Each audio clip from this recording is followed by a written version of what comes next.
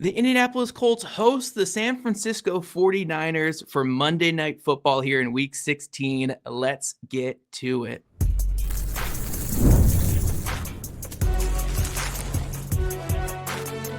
You are Locked On NFL Crossover, part of the Locked On Podcast Network. Your team every day. Hello, everyone. My name is Zach Hicks of Locked On Colts. That's Eric Crocker of Locked On 49ers. Welcome back to our shows and part of the Locked On Podcast Network, now the #1 sports podcast network around. Crossover Thursday is presented by PrizePicks. Download the PrizePicks app today. Use the code LOCKEDONNFL to get $50 in lineups after you play your first $5 lineup. We're here today to dive into this crossover between the Indianapolis Colts and the San Francisco 49ers. Game with major playoff implications, at least on paper. We'll see what it actually means for the Colts going forward. But we're going to dive into our typical crossover mode that we get into, guys. We're going to talk about the biggest storylines, the biggest matchups, and what the keys to victory are for our two squads. But Croc, man, we're going to dive into it from your perspective first. Since we are hosting, I want to give you the floor first. What is the biggest storyline for the San Francisco 49ers, who have been on a roll for a lot of this season despite all the injuries? I think one of the biggest storylines, aside from all of the injuries, is probably the situation with Brandon Ayuk. This is the guy who tore his ACL and some other ligaments a year ago, and most people expected him to be back by now.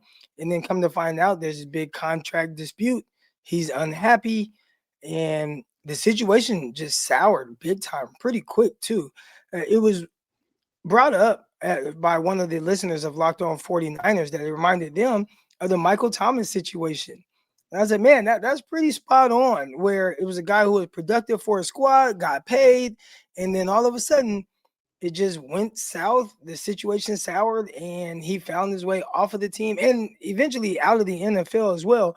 So Brandon Ayuk, I assume he's going to be playing somewhere next year. I just don't think it was with the 49ers. And right now they could use him. They do have weapons offensively. You see guys like George Kittle, who's still very productive for the 49ers. Christian McCaffrey, aside from last game where he only had one catch, he's been used as a pass catcher as well. So you look at all of that. Juwan Jennings, he's been solid when playing, and there's been a lot of other guys who have contributed as well. But Ricky Pearsall, he's kind of banged up right now. He's missed several games this season. Brandon Ayuk, he could help the 49ers a lot in that receiver room, and I think that is one of the bigger storylines. It's a big storyline because we're finding out over the last week or so that it's just like he's just not coming back. But the 49ers probably a little used to playing without him by this point in the season. Yeah, and how weird is that? Like, you guys are on the verge of making the playoffs despite all the injuries. You guys have been still keeping the wins up despite half your defense going down with injuries. And for that to be kind of your big storyline this late in the season, like, it's almost like a weird thing, I guess, for you guys even to be talking about it when there's like, it should almost be like praising the team. Like, we're pushing our way into the playoffs right now, but there's like this distraction that keeps popping up. Yeah, I mean, the 49ers, and I give all the praise on this to Kyle Shanahan. He has done an excellent job of coaching this football team because it has been injury after injury. I mean, how many teams are able to stay afloat while not having their starting quarterback for several games? I believe, and our audience will correct me if I'm wrong, I think Mac Jones is 5-3 on the season. So that's 8 games that you're playing without your starting quarterbacks. Most teams don't survive that. On top of that, George Kittle missed a portion of the season. Juwan Jennings, who I previously mentioned, missed a portion of the season. You had Ricky Pearsall miss a portion of the season. And I haven't even gotten to the defensive side where they've just been ravaged by injuries, especially the big guys, your all-pro players, defensive player of the year caliber guys, Nick Bosa, Fred Warner. They lost their first-round pick, the 11th or 12th overall pick, Mykel Williams. He's gone. So the 49ers, and there's several more guys too, but there's so many guys to name, guys that you were going to count on this season to be big contributors. And at this point in the season, to be 10-4 is really just a masterful coaching job by Kyle Shanahan. And I'll throw Robert Saleh in there too. The defense wasn't great last game, giving up as much points and yards as they did to a bad Tennessee Titans offense, but they're finding ways to win. They've been good in other games defensively against guys like, the Panthers and some of those teams. But ultimately, Kyle Shanahan, again, a masterful job this season, keeping this team very, very, not just competitive, but at this point in the season, an opportunity to potentially be the number one seed in the NFC. Yeah, no, for sure. And that's kind of funny because it links back to the Colts, where a lot of our conversations recently with Indy has been like, man, it's really tough to win in the NFL, especially when you're going against playoff team after playoff team these last couple of weeks, when you're down to your emergency quarterback, when you are down your best players on defense. Colts are without their top 3 defenders, Mooney Ward, which you guys all know and love out there in San Fran, DeForest Buckner, you guys all know and love out in San Fran, and then Sauce Gardner. Those guys have barely played for the Colts in this recent stretch when they've gone downhill. But I guess we can always say there's one team that can win with all that going against them, and that is the San Francisco 49ers.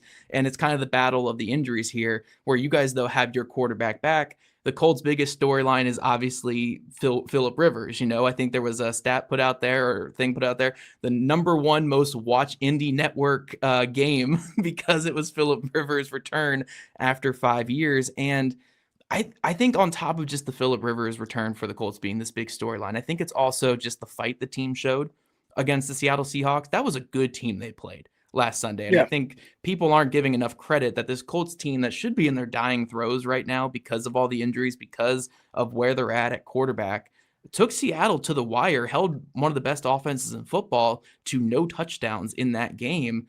And I think the Colts deserve credit for that fight. But now the big thing, the big storyline going forward is, was that their final push on this season before they give up in the final 3 games? Or is this like showing what they're going to be the rest of the way? Are they going to continue to fight? Are they going to be a team that's going to be a tough out and maybe can squeeze out a win or 2 down the stretch?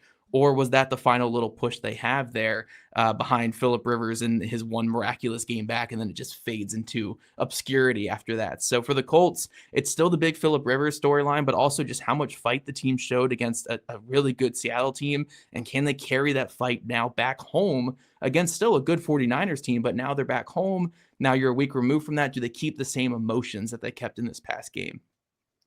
Well, when you have the CEO or whatever her position is right now, Carly Ursay Gordon on the sideline making notes of everything she's seeing, maybe it just has people fighting a little bit harder, knowing that, hey, she's watching everything that's going on. She's not just going to go off of what the coaches say. She's listening to what the coaches are saying in the headset. I like the approach that she's taking. And I feel like, especially early on when you kind of were healthier and had Daniel Jones at quarterback, I think people were kind of feeding off that a little bit. And I'm not saying that was the difference, but it was kind of refreshing to see someone take that approach.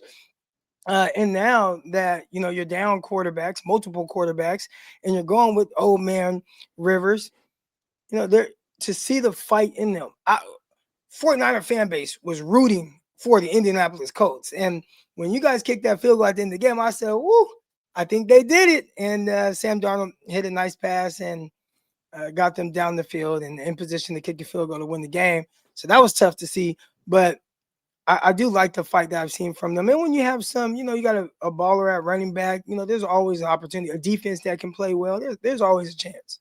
Yeah, no, for sure. This Colts defense is coming to this game kind of limping still. Mooney Ward is out for the year. We'll see with Sauce Gardner and DeForest Buckner, which we'll get into more in future segments. Like the health of those 2 guys will be a big factor this Monday night. But this Colts team at least showed some fight, and they have to bring that same fight against a good 49ers team that has been the embodiment of fight all season long. No matter who's out there at quarterback, wide receiver, defense, they fought their way to a 10-4 record. And like you said, Croc, they're fighting for the number 1 seed in the NFC right now, alongside the best in the best division in football. They're right there in the thick of this.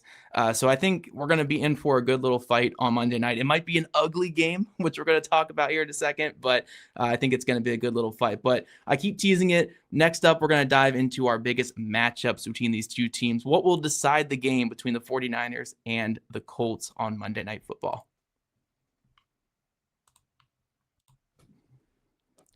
But first, this episode is brought to you by PrizePicks. The holiday season is one of the best times for sports. You got bowl games, big basketball matchups, playoff pushes. It's all happening at once. And while we're all making the choices every day, one of the most fun places to make the right call is with PrizePicks. PrizePicks is the easiest way to get in on daily fantasy sports. Just pick more or less on at least 2-player projections, lock in your lineup, and you're in the game. It's simple, it's fast, and it's available in 45 states, including California, Texas, Florida, and Georgia. The early payout feature is a great bonus. When your lineup starts strong, you may get that option to cash out early, which if you're kind of manic like me and just freaking out, I think that's the perfect way to go. And if you can choose from a huge range of unique stats from fantasy scores, field goals attempted, free throws made, and turnovers, whatever fits your strategy, you can pick your way to play on PrizePicks. So download the PrizePicks app today and use code LOCKEDONNFL to get $50 in lineups after your first $5 lineup. That's code LOCKEDONNFL to get $50 in lineups after you play your first $5 lineup. PrizePicks, it's good to be right.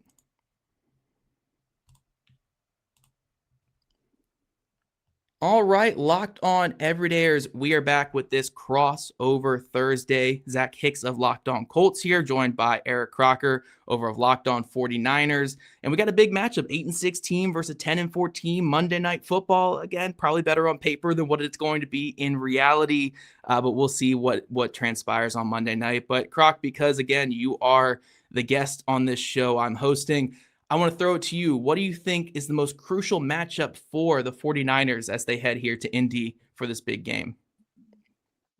I think the 49ers defensive line against the Colts offensive line. Colts offensive line, I know old man Rivers back there. He actually was protected fairly well for someone who can't move. And one of the bigger issues the 49ers have had really for the entirety of this season, they can't get after a quarterback on the other side. So, I think that's the thing to watch. And maybe I don't just make it the 49ers defensive line against the Colts offensive line. Maybe I say, it's just, are the 49ers able to put pressure on Rivers and make him uncomfortable?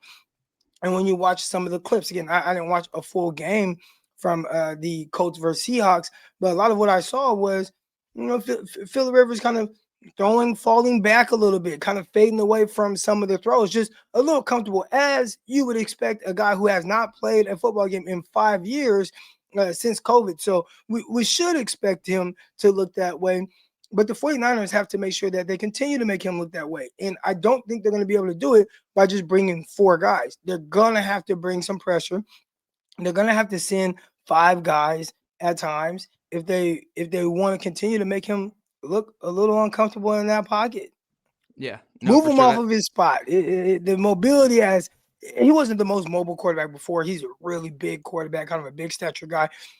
Watching him, he looks like someone playing Phillip Rivers in a movie. That's just what it looked like. So you got to make him look like that come this game as well. Yeah, no, the Colts are very much aware of the limitations that Phillip Rivers had when it comes to moving off his spot. The Colts had their highest rate of shotgun and pistol snaps this past week compared to earlier in the season with Daniel Jones. They did more under center. They did more play action. That's not in the playbook anymore because Phillip Rivers can't move. He can't move whatsoever. All he can do is a 1 or a 2-step drop, hit his back foot, and get that ball out of his hands.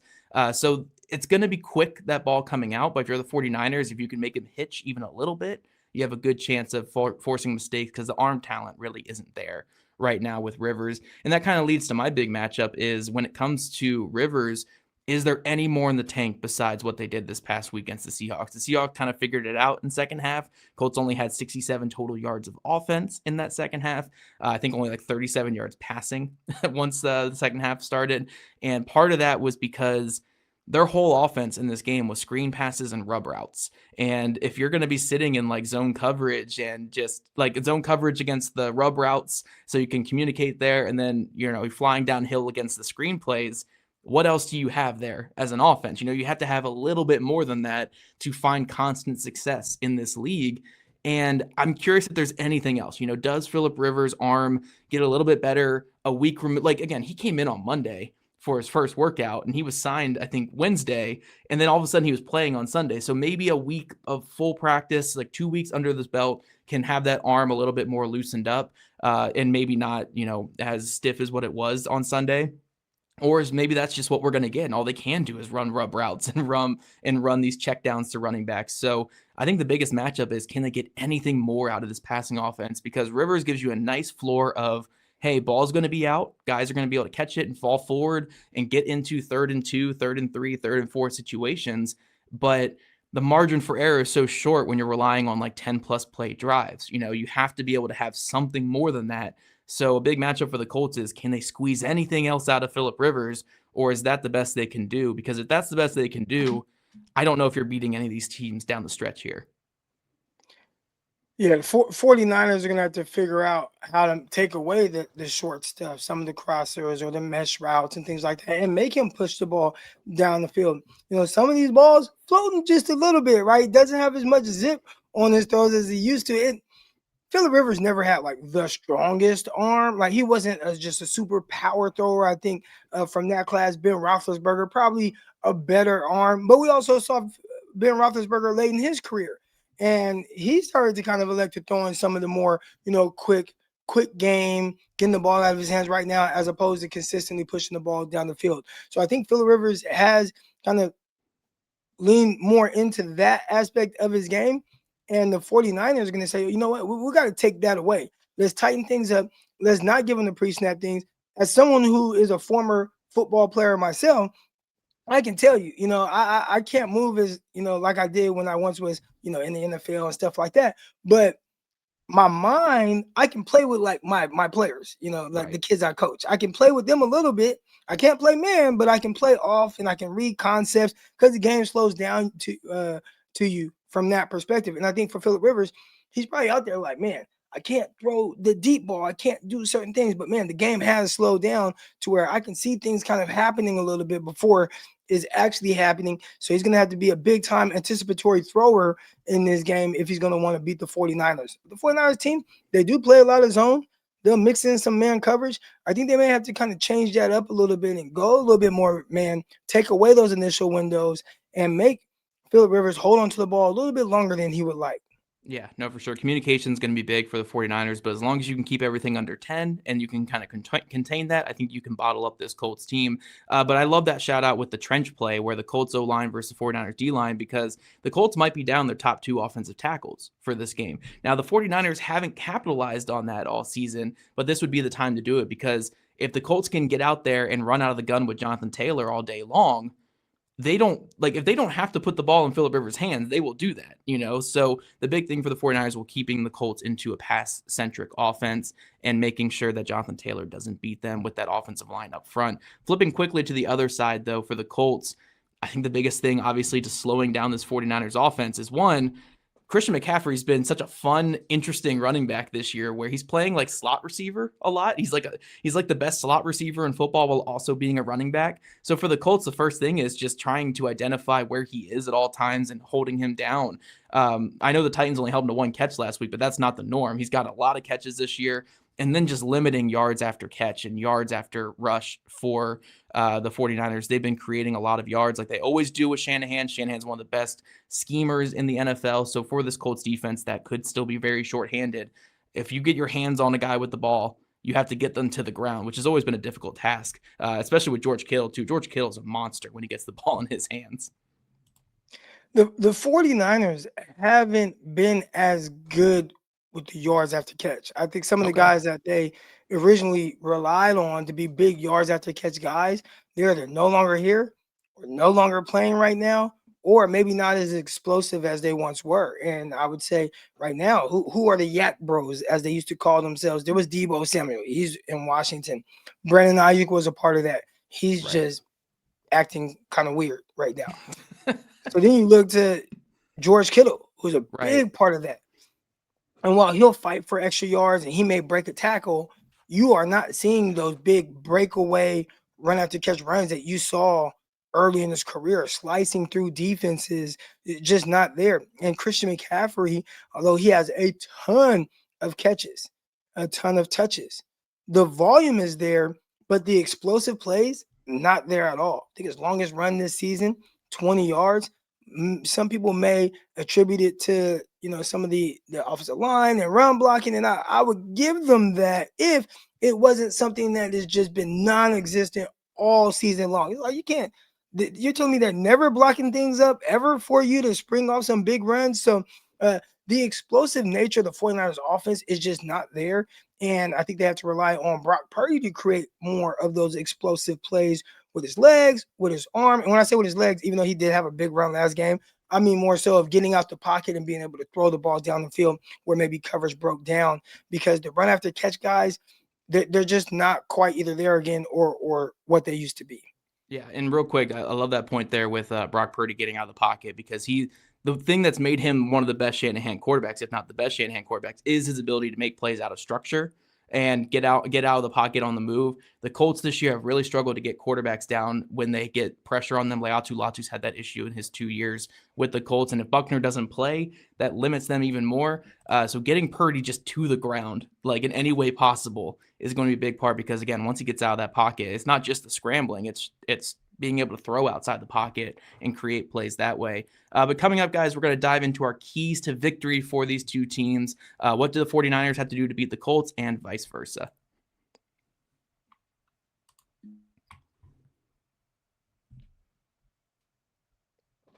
All right, guys, we are back for our final time here on this show, diving into the keys to victory for both the San Francisco 49ers and the Indianapolis Colts. Croc, I'll throw it to you again here. What is the key to victory for the 49ers this week to beat the Colts while on the road on Monday Night Football, too? Very fun time.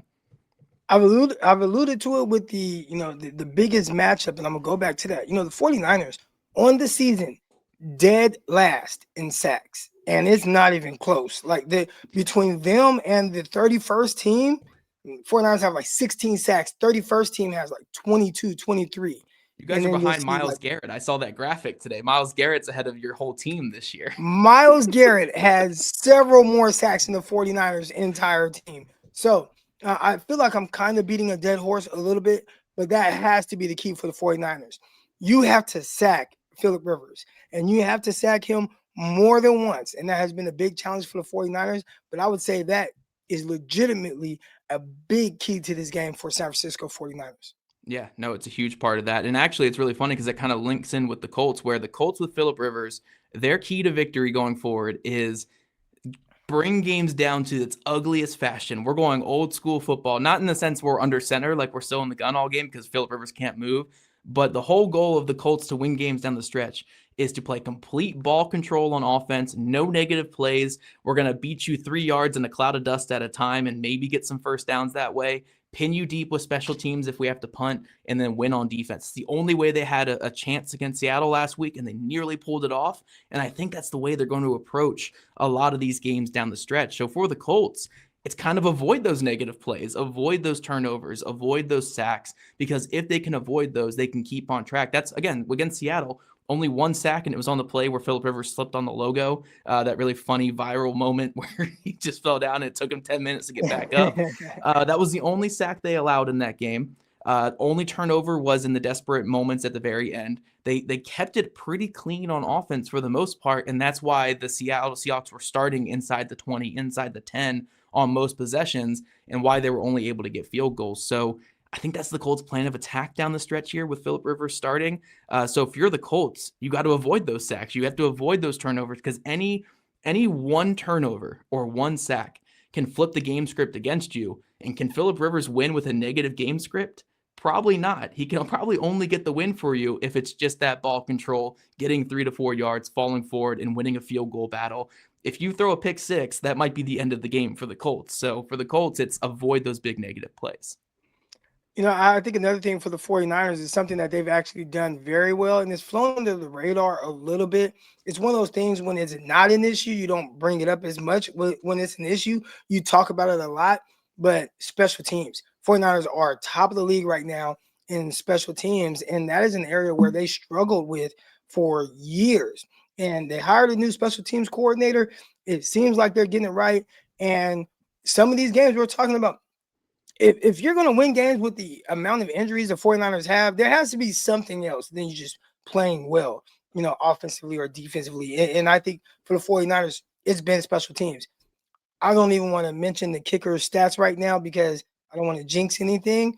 But He's got a good thing going right now. Eddie Pinero kicking the ball. Special teams, they've been able to take the ball away several times. They've been able to capitalize off of getting either a big return by the 49ers returner Sky Moore, or pinning teams back on punt coverage. So 49ers continue to play really good special teams, a very underrated aspect of their game right now that's really attributing to some of these wins.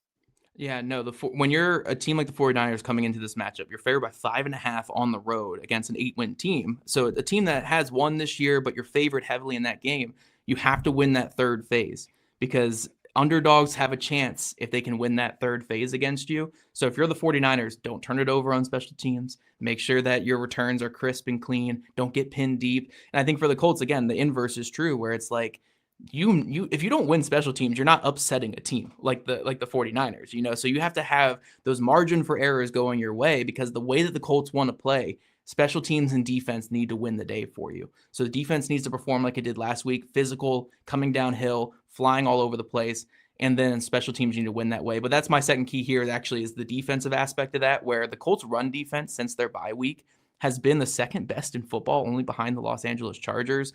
They've held teams to only 3.3 yards per carry. I think they're sixth in success rate against. They're getting a lot of negative plays.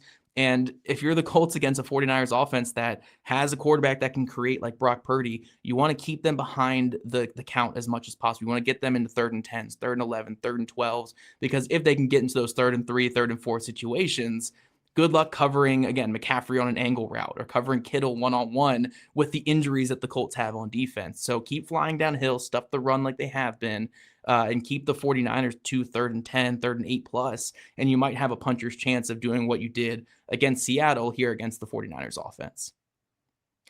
One thing the 49ers aren't doing very well is running the ball. And you would think that wouldn't be the case when it's a team like Kyle Shanahan right here. When people call him a genius, it's not because he just has these elaborate passing concepts. It's because of the way he draws up the run game. And right now, it just has not hit. Christian McCaffrey currently right now has the second most runs in the season, third most in his entire career. But he's just shy of 1,000 yards. He will hit that. Again, the volume so far has been crazy high for him. 3.6 yards per carry. That's the lowest yards per carry in his career. So he still may very well get 23, 24 carries in this game. It just might be a hard fought 65 yards. And that's what the 49ers have seen a lot of. Now, if they can get something going on the ground, that would be awesome. But like you said, this is a Colts team who has done a really good job of defending the run. And I think that's something that they might be able to do again against the 49ers. So it'll probably be the other things, keeping Brock Purdy in the pocket, having to make throws. One thing I think Brock Purdy is really good at is when he has the run and pass as an option. And what I mean by that is, first down, second down, right? If you let them get 4 yards on the ground, 5 yards, it's like, oh, they can throw the ball right here, or they can run the ball. That's when I feel like he's probably his most efficient. When you get him in those kind of 3rd and long situations, he still can complete them. Don't get me wrong. But I think that's where he's been more prone to force something to a receiver and potentially turn the ball over. So I think against the Tennessee Titans, they did a pretty good job of staying out of those positions, and were most of the third downs were very manageable for the most part. And I thought he excelled and played at an extremely high level in that game. If you can get him to be a little uncomfortable with the down and distance, he may force something and give you something, and that could open up an opportunity for the Colts. Did it several times against the Carolina Panthers, threw 3-4 interceptions in that game. Didn't matter. 49ers still won. So even with him doing that, if the 49ers defense does their part on Phillip Rivers, they still can pull a win out, even if there are some of those turnovers. Yeah, and I'll close it out with just one more that I think applies for every game, for every single team, but especially in this one with 2 banged-up teams. Whoever wins the trenches will win the day. As always, that's how it works in the NFL. If you can win up front, you have a good chance at winning. So if the Colts, with their backup offensive tackles, but still their interior intact with Jonathan Taylor in the backfield, they can run the ball effectively. It takes the pressure off Rivers, and they can put points on the board. And on the other side, they can pressure Brock Purdy. It puts them in better position. But on the inverse side, if the 49ers can protect Purdy and let him do his thing in the backfield there, I don't think Jonathan Edwards and Mekhi Blackman, Cameron Mitchell, I don't know how long those guys are going to be able to cover the Kittles of the world, the Jennings of the world. Like, those are good players out there, and the Colts just don't have the talent right now in the back end. And on the other side, if the Colts can't run the ball, Phillip Rivers isn't carrying you to victory. This is not, 2015 Phillip Rivers, 2014 Phillip Rivers. He's a grandpa now. He's not going to carry you to victory. So whoever wins the trenches will win the day in this one, especially, I mean, it's true in every game, but I think especially in this one with the known weaknesses these two teams have. Man, you said 2015 and 2014. I think even by then he was still in the NFL for a long time. Right. Prior to that. So he's been around a long time, and we're going to see how he holds up in this big time matchup. Yeah, definitely be a fun one here. Both teams still have playoff hopes. The Colts' hopes are probably more hopes right now than the 49ers, who are, doing their thing. But should be a fun one on Monday night between these two squads. Again, primetime football in Indy. We will see the interesting uniforms the Colts have in that game as well. So make sure you guys are tuning in. But real quick, if you guys need a last-minute holiday gift, or someone keeps asking what you want, make it easy. Ask for the Everydayer Club. Ad-free episodes of this show, exclusive Discord server access, and more. Subscriptions can be gifted through Locked On Colts or LockedOn49ers.supercast.com. And for those of you guys on video, we send you guys to the first ever 24/7 National NBA YouTube channel directly from here. And if you don't already, make sure you're following us on social media at Zach Hicks2, at Coach Crocky for all your coverage of your two teams, and subscribe to us on YouTube where you guys get your podcast. You guys have a great day, and we'll both be back with you on our respective shows for our final bit of coverage on Friday leading into this big game.